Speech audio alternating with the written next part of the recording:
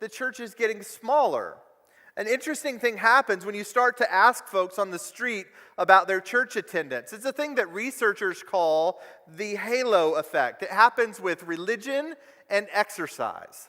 When you go and talk to somebody about how often they attend church, they'll give you a number. So consistently in North America, for the past 50 years, as we've asked people on the street, if they're religious, if they go to church, 40% of people claim to go to church on a regular basis.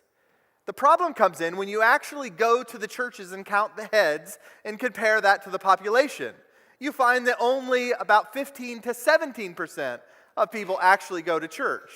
So there's a big gap between those two numbers. That gap is the halo effect. People like to believe that they go to church more than they do. So when a researcher asks them, they do what the rest of the world calls lying, and they tell the researcher that they go far more often than they actually do. It happens also with exercise.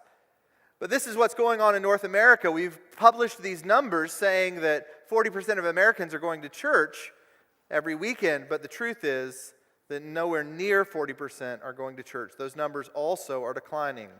Each year, the population of the United States is growing, but the percentage of American Christians that are going to church is decreasing.